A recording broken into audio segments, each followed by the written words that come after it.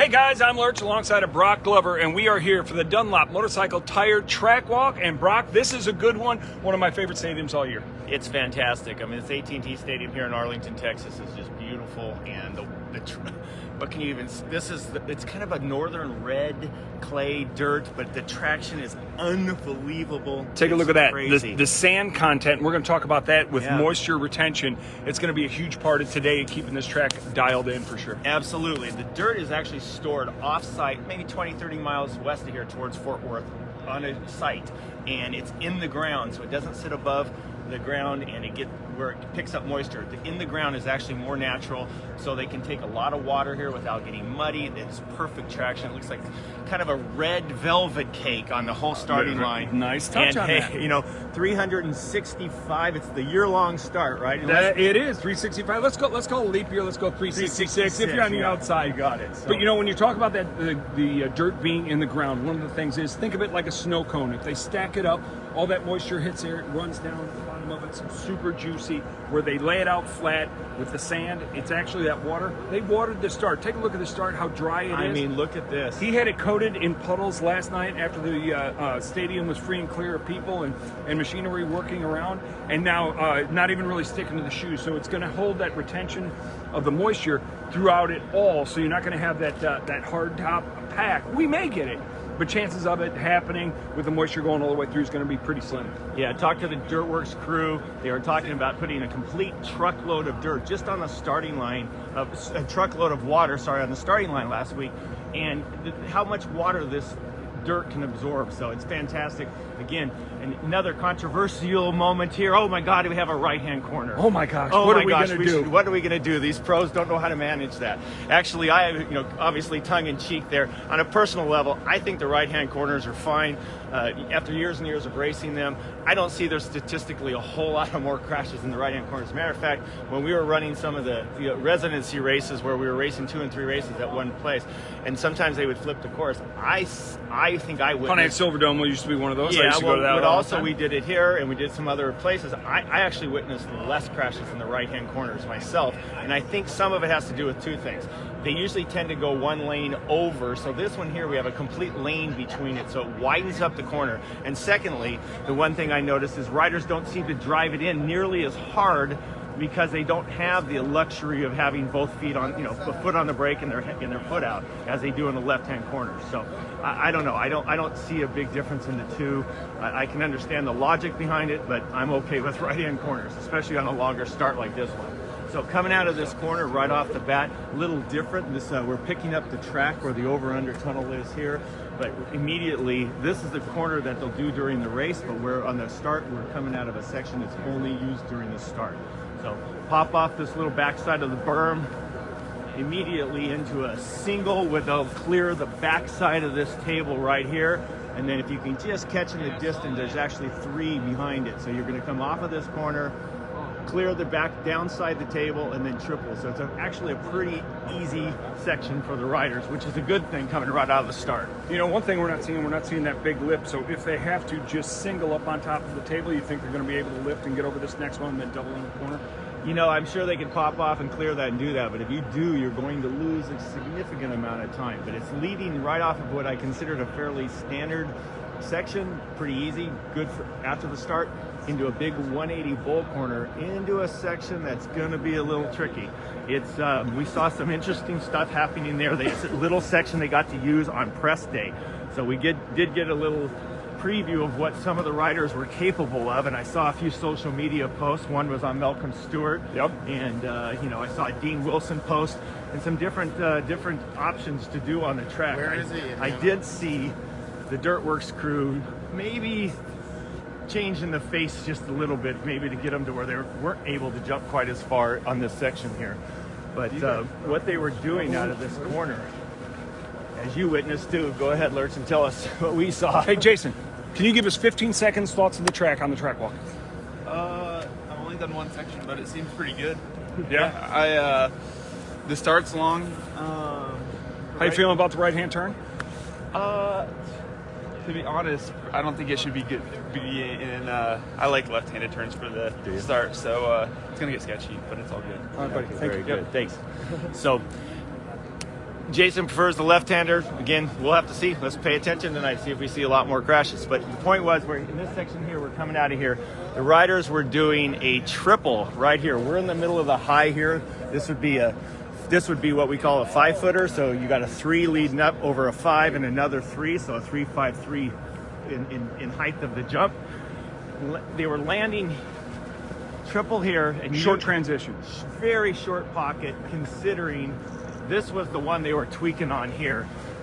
The tabletop here. Explain tweaking. Yeah, Dirtworks. Dirtworks was. Yeah, they were modifying. Come here, right over here. You see that blade right there? They were working the face here. They were actually trying to steepen it up a little bit, making them go higher. Because what they were doing right here, and I still can't believe they were doing it.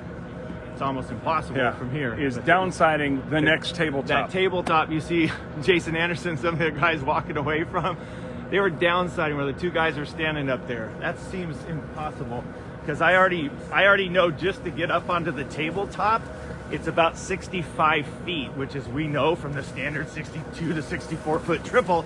It's just a touch longer to land right where we're standing right now. So this would be a triple. This would be your standard triple landing here. And the downside here we heard was 80 feet. So Malcolm Stewart, he went 3, 5, so the downside here, and then doubled out of the corner. Is it something that can hold up during a race? Sure looked cool at press day. No, I'm not gonna lie there. Oh my gosh, it was phenomenal to watch. Fast as all get up, and I don't know, maybe they don't want him to just do it in each of these 2 sections. I know. To just do each of these sections and basically contact the ground. You know, the other section, literally, they're touching 1 little area, and here they would touch 2 little areas. That's a pretty big leap there. So, right here we see coming out of the corner. And what do we got here? Some dozers? Are these the dozers or the wheel loaders? We'll have to look that up. There we go. And you can take a look at these. Always the race changers, if you will, are the whoop section. You can see the low one first. That's so they can get that suspension compacted, get the front end a little bit lighter. But I mean, just looking at going small, a little bigger, and then we're into the full size whoops. These things do not look easy this week. Let's do our side whoop check. No, absolutely. So we're a little shorty, a little bigger. And now we're into the real deal. And if you look, we're about 3.5 feet 4 high. So it's a pretty good difference. I'm a 6-footer and you're about waist high. So yeah, I know that's a pretty good shot here. The whoops here, we're going to see how they hold up. You know, it is a little bit, I want to call it cake batter dirt. It's not, it doesn't have a whole lot of adobe in it, but we'll see how it holds up. Right here, the one thing you can see some of the dirt.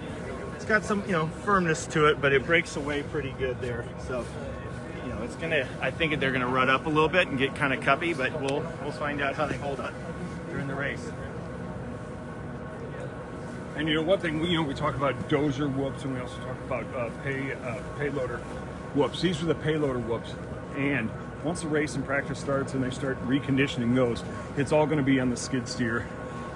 So that's when you see them break down a little bit because they're not going to bring out the payload. It's not easy to get onto the track to work on those during the race. So that's one of the reasons you see the skids here. They don't build them with it, but they maintain them with them throughout the race. So the one thing about we got to watch yesterday here, the riders who rode press day only got to ride a very small, about a third of the track. The Supercross Futures is here, and introduction Chance Hymas, very highly touted amateur rider here to give rider DeFrancesco a little competition. They were both out here. They got to ride the whole track, so we did get to see some of these 180 corners. They started to rut up a little bit, but it seems to do that on press day. And then as the dirt stays in the stadium for another 24 hours, track crew, the Dirtworks crew gets to work it in a little bit more, and then the track firms up because some of this dirt has been in here since the Monster Truck, so the Monster Jam event. So that being said, a lot of the dirt is compacted pretty well. Yep, we get to see got a little. I think that guy might have won a race or two. Was that that or coming So here's an interesting section. So we come out of this little dragon's back right here, and instead of turning, going around, we're entering where the first corner intersects the track. And when we come out of here, instead of going wide where the first corner is, you got to take a quick right here and then head back down over this old school over-under jump. So It's not choose your own adventure on this one. it's not. It's kind of like when I first saw the layout of the track walking it yesterday, I was like, wait a minute, this is almost confusing for a moment. But yes, they go right up and over the top of as you see the KJSC kids. It is very, very steep. It has a takeoff. If you can see, they put a takeoff about 3/4 of the way up it, so that people won't jump as high. If they were taking off from that top lip, who knows where they'd be landing. So they're taking off well before the crest. Yeah, it'll give them a little more height so they can downside the backside of the over-under. So we're gonna walk around the side here, kind of go counter course. The Muck Off Club MX team there, walking the track, checking it out. Speaking of Dean Wilson, there, Dean Wilson chatting it up there, another rider. So as we come off of this over-under, which I think it's awesome, these over-under tunnels. Most of the tracks back in the 70s and 80s, they had over-unders, but I love the fact that they're introducing them. It gives them other options. Sometimes we just see an under, sometimes we just see an over. Got it. And we actually saw it split the start when everyone was in Phoenix. Speaking of there, Davey Millsap's checking it out on the top there. And making some more. It's good to see Davey Millsap's Nick back. Way, Yeah. working with some riders. You got it. Nick, what's your perspective on this one? It's always cool to come to Cowboy Stadium. Absolutely. I got some jumps in here. It's better than a field. Yeah. That's my initial thought. Yeah. So what specific things do you help your riders look at when you're checking out the track for the track walk? Well, the one thing for here is like the dirt looks like it has a lot of grip, but then especially with these triple crowns, the grip goes away, especially like later in the second, third main. So just kind of like taking that into account and trying to maybe plan ahead for some line changes that maybe cutting back or going inside may not be available come later in the evening. So just kind of checking it out and knowing that it's going to be a lot different when it really matters. Ride smart. I mean, I liken it to, back in the Dunlop truck, we have a couple of guys there who used to ride dirt track, and they always talk about, you've got to move throughout the race. You got to chase the cushion, chase where the traction is, and then sometimes the cushion gets pushed so far out, then you got to go back in and hug the inside. So it is something that the riders have to pay attention to what happened. We saw even a little bit last week at Minneapolis, where the track at the end of the race started to deteriorate quite a bit, and slick spots developed, and we saw some riders fall down, and maybe they wouldn't have fallen in the first 10 laps, but the last 5 laps it was getting pretty slippery. Yeah, exactly. Like to your point, the jumps have some ruts in them, but generally the base is pretty firm. And especially here, like the dirt has a little bit of sand on the top, so it works in nice when they work on it. But once it's been there for a while, it gets pretty slick. Yeah. So if you're one of the first heats, or you get to race maybe an LCQ, or you're the 250s and you run first, depending on if they worked on the track. So you always got to keep that in mind, right? Yeah, exactly. Very good. So, Thank you, buddy. Thanks. Appreciate it. Okay, bye-bye. So here's our standard triple right here. So we all know that those are right around 64 feet, give or take an inch. But the riders have these things down pat. So coming off that big over-under tunnel jump there, and then they'll just come right into a pretty standardized triple. And here we go. Let's go hike up. It looks like we got good traction. Don't have to worry about slipping going up that one. So You're going to be docked position for cutting the track on that one. yeah, I think so. I get a penalty. My fastest time just got docked because my qualifying track cutting. Now we have options. Yep. You've got a high spot, low spot. This is going to add time to one side and take it away from the other to try to make it an even corner. I didn't see how it worked out in press day. Did it seem like it was fair on each side? You know what? It was. I mean, people were trying to cut the inside to jump to that. There were quite a few riders taking this outside, testing it out too. But it always seems to change when the race comes around. And just, they were using both. This outside angle throws you, as you can see, into a very, very awkward angle. So you'd be entering this big bowl here at this angle right here, coming in at this angle. From a giant salad bowl into a soup bowl. Right, exactly. You're coming into a baby espresso, A saucer, yeah. espresso cup. And so it's much too sharp of an angle to get your speed back up in this area. So I think you're going to see people try to hug that jump more and then just land at the base of the bowl and then just rip around it. So back now, heading straight out, flat out, grabbing a gear. Bonsai, yep. Running a gear across here, coming right in front of the starting gate. So as we head, long time Mark Shoemaker, legendary. His father was the legendary cameraman Don Shoemaker at the On Any Sunday movie. So Mark's been at this filming forever and a day. Yes, he Yes, knows what he's doing, knows how to follow a motorcycle. That's why we get to see some great shots on TV. We're coming off this right here, very steep wall right here, very steep wall. Jumping into the face of this. A lot of speed chopping. I think we're going to see Yeah. breaker bumps coming up into this. Obviously, they're going to get on. I believe this will be the mechanics area too, where they get the signal cards from, be it lap time, words of encouragement, whatever the mechanics decide to write to them. But this here, it's going to be setting the hooks and pounding in this wall pretty good to set up for this corner, because it's a very short corner transition as far as bank wall to the right. Yeah, Shoot me to the left, taking a right. correct. And one of the things right here we can kind of catch if you really look at it. The right side, rider's right, our left here, will be, it's a little steeper. This has a little bit more shallow pitch. I don't know if that's going to stay that way all night long when the track gets worked in periodically, but that left-hand side looks a lot better to me. It's not nearly as steep, and it sets you up wider for the corner here that you're going to set up into this section. You know, and a lot of times the way they will take it, either outside or inside, depends what they have coming up. Yep. Would they be able to seat bounce this out of maybe semi-tight corner, and downside that we got another set of whoops that they're going to be looking to set themselves up for. So any speed they can get out of this corner, downside perfectly, and get on the gas for the whoops, that's really going to be essential for a good run through the long set of whoops here. Spot on analysis there, Lurch, because if you come real tight to the corner before, it's a complete 90-degree corner. If you're able to be on your rider's left just enough to get a bit of speed, you could seat bounce this. But if you're real tight, it's going to be hard to get over, so you're going to end up rolling this and then jumping into our next set of whoops. Yeah. I don't think that's going to be the hot line. No, I don't either. So, but the one thing I do like about this, and I'm sure there's a couple other riders salivating about it, and Malcolm Stewart's and some of the other whoop riders, though we call them whoop riders. Who was the whoop rider back in your day? Boy, we didn't really necessarily, I don't know that we had one, to be honest with you.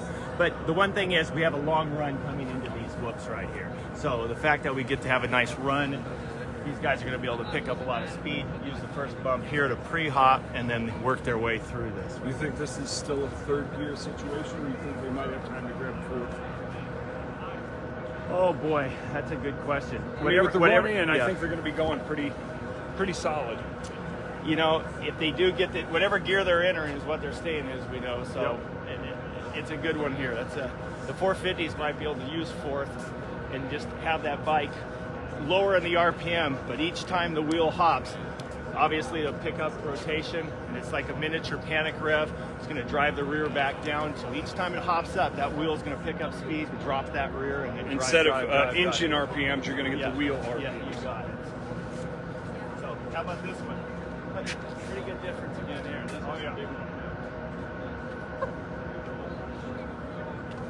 And we saw Chase Sexton, I believe it was in San Diego. He was actually lining them up like a pool shot, seeing if there was a high side on one, if it was halfway through, where the highs and lows. Obviously, these guys at Dirtworks, they build a pretty darn perfect track, but to get all the elevations perfect, dang near impossible. And the riders at this level, any little advantage of something they can see during the track walk and try to apply it in the race is going to be huge. Yeah, I like the fact too. I mean, it's kind of fun that we got the loader whoops and the dozer whoops. We got the dozer whoops here, and it's like these guys get both the flavor of both. And there's just a little subtleties difference between the two. But now, last week in Minneapolis, they were built with dozers just because of the fact of the soft dirt. And we had mentioned that on previous track walks. Yep, we absolutely had it. So, and speaking of last week, I've done this forever. If you ever get an email from me, I'll either type form or from, depends. But it seems like I try to type, I mix up things. Last week, we were talking about Brandon Hartraff, and I was talking about 250 riders. I was meant Mitchell Oldenburg. Mitchell Oldenburg last week. He's a Texas boy, and I really thought he was going to be a top 5 guy last week, and he had so much trouble through the qualifying. He ended up not making the main event. Yeah, well, the bike had issues at the start of his heat, right? And then bad start at on the last chance qualifier. So yeah. So he was sitting on the starting line trying to get his bike started when his heat went off. LCQ, bad start. Rest is history. Didn't make it. And being a Triple Crown here, I'm almost 100% sure he will qualify straight from qualifying into. Oh, jeez. Come on, Shane. We got to give you. There we go, man. That was You know, and if there- slippery. And if there ever is a problem, that's why you see Chad, the guy who starts for the AMA, he's going to go down the line. If somebody's got their hands up, they pull the bike away. I believe it's 2 minutes. They've got to get that bike going. After that, buddy, the show is leaving without So it was a shame. So, Triple Crown, 18 riders qualify straight into the night program. I certainly believe that Mitchell Oldenburg will be in that 18. So we're going to get to see a Texas local run hard. I can't wait to see him get what really is his debut in this East Coast because he missed the main last week. But all right, whoa. Finish line jump, get a little run. We try to catch our breath. So yeah, so off of this finish line, pretty standardized jump. Real steep wall. You can see right there how steep that is going up off that distance there. So into the face, trying to slow them down because the next corner is a big hook.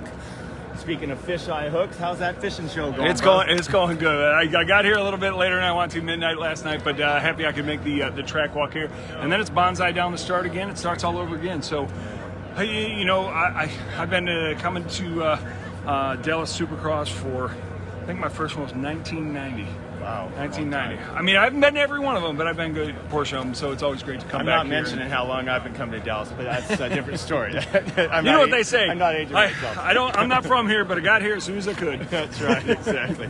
So coming off your fishing shows, I can't imagine what you were dealing with the last couple of days. We've had temperatures in the 20s, and I think you were telling me some stories about fishing poles and the fish like literally freezing over to where the fishing they had to cancel because they couldn't reel in the line. And we had a new guy win $100,000, so maybe we'll get a new guy winning here tonight. Triple Crown awesome. format, anything can happen. First one was a bit crazy, and we're going to see where this one goes. Obviously, the track's here for them to use. Let's see how well they use it and see if they can put it on the box 1, 2, or 3 times in the night. Speaking of Triple Crown formats, had some discussions where people were talking about they didn't realize that in the olden days, Supercross was a 3-moto format.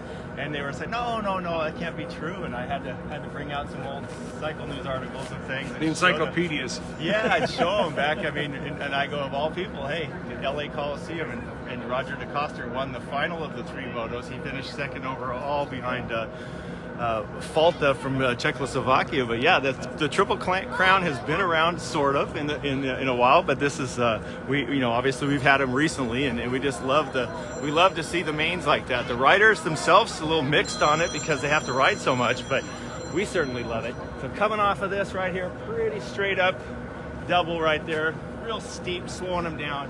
Hit this little small corner, but this is what I love right here. This just breaks out into a wide open starting line, and it doesn't give them that berm right there.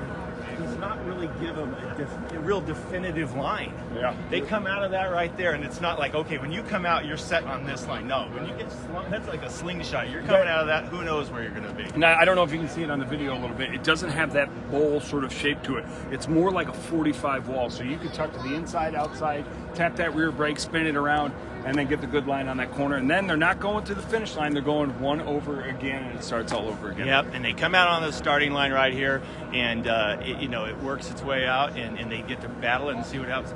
So, hey, Malcolm, you got a second for us? I got a quick answer. 30 seconds of your time. 30 seconds. We watched your little video there, the trick, nice little, what was that, 352. 352, yeah. See if I got to do about that. It's big. Huge. Yeah, it was Don't big. lie. No, it was big. I just got the momentum and felt like Dirtworks wanted us to try something cool. So, but I'm definitely gonna try to see if that's gonna come in the works for our main events. But if not, we'll probably end up tripling on top and off.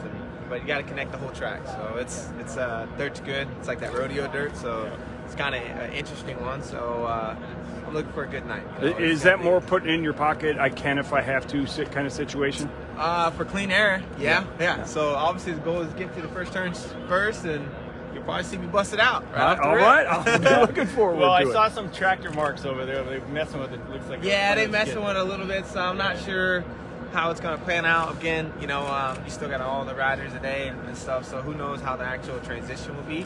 But as far as what it was for press, it was doable, so we'll have to just see for tonight. And then also, nice long run into the whoops, gives you a little speed to get up on top of those things. I think your name got mentioned over there too. Oh yeah, no, that's definitely a good spot for me too. So, like I said, the track's definitely, I feel like it's in my favor, but You gotta get off the gate first before all of it happens. The whoops over there, is that a fourth gear situation or is that third? I mean, a fourth gear, that's definitely the ideal. Right. It all depends on how the turn comes in first. Right. So, again, we're on the rodeo dirt, so it will get ruddy, but it will also get slick on you too. So, but once it starts getting slick, you go to fourth gear. You know, pretty much typical. So, I don't know. I'm excited though. It's Great gonna be season good. thus far. So far, everything's been going It's good. been great, fun to watch, and good luck tonight. Because hey, you fantasy Supercross, you got to come in there. Not the definitely. wild card. We're talking No, top yeah, three. we're not gonna- yeah, so Malcolm's had a great race. You know, it's just been nice to hear that because his perspective already. We talked about him twice. He was doing a combo over there that was quite unique, and he's got a set of whoops that right up his alley and is right in his wheelhouse. So I don't know, Lurch, gonna be an exciting night. Triple Crown. Yeah, It is. Guys, thank you for tuning in. Make sure you check out. We're going to go over to YouTube after that, and it's going to download directly to Supercross Live at Facebook page. Make sure you check it out, and make sure you give, what is it? The Instagram? at Ride Dunlop. Yep. And then you've got, hey, follow me too, MX Goldboy. Yep, And how about you? Lurch MC. Hit it. Got it. Hit it. See You know, Thanks. give it the like. We'll see you guys. Thanks.